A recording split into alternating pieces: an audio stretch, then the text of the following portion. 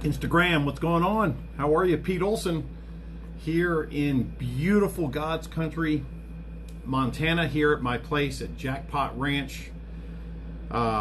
Just had a phenomenal day today, phenomenal afternoon. In fact, I just got finished speaking back and forth with one of my favorite people in the industry, in the home-based business industry, Miss Diane Hockman.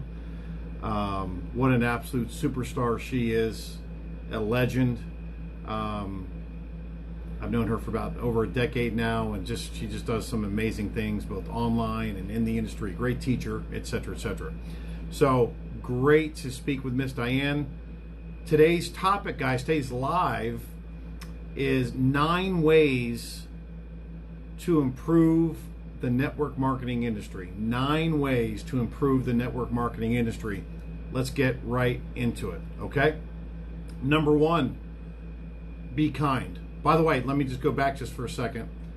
This is a summary from that my mentor did a little while back anyway, on this topic, and I really loved a lot of the different points that he did. So I kind of did the Cliff Notes version, and I'm going to give them to you. And I think the more people that practice these 9 tips, or 9 ways, if you will, it will continually to improve our profession, which is something that we should all strive to do. Improve ourselves, improve the industry.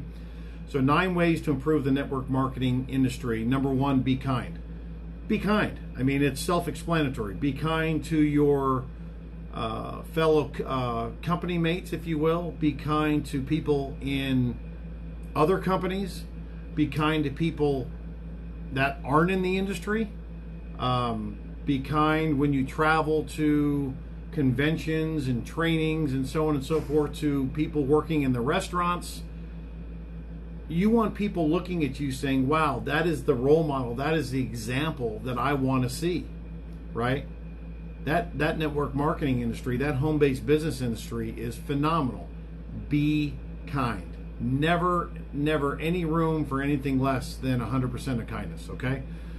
Number 2, think long term.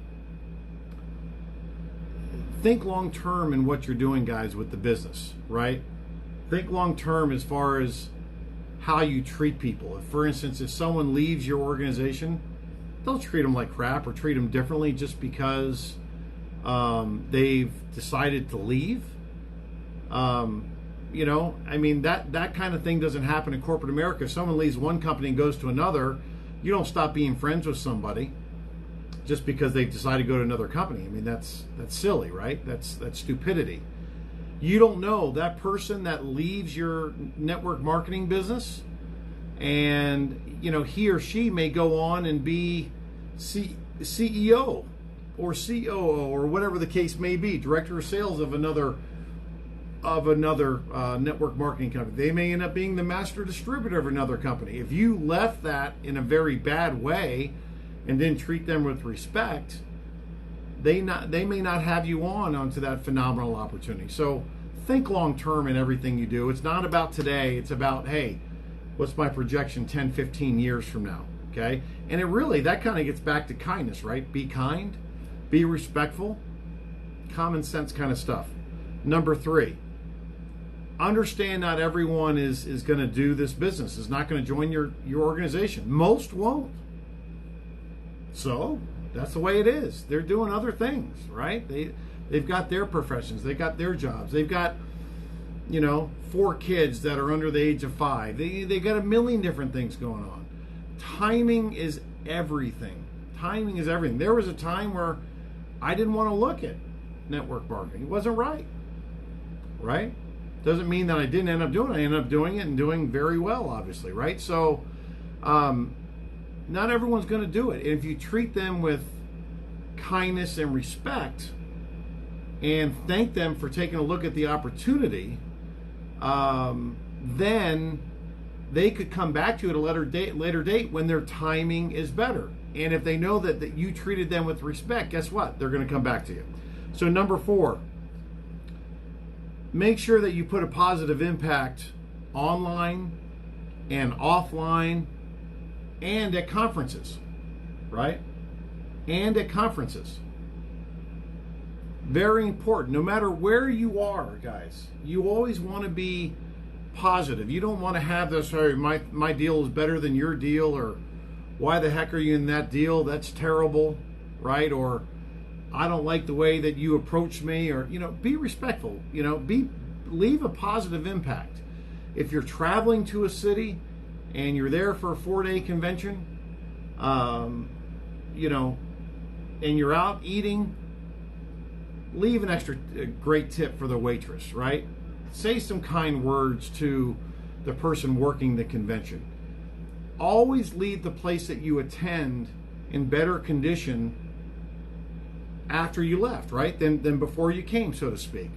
That's so important. Always leave a positive impact. You should always say, and I think we've all been guilty of this at some point, but I really try to roll back and say, did I leave that situation in a circumstance where someone says, "Wow, that guy is really powerful. I'd follow him to the ends of the earth."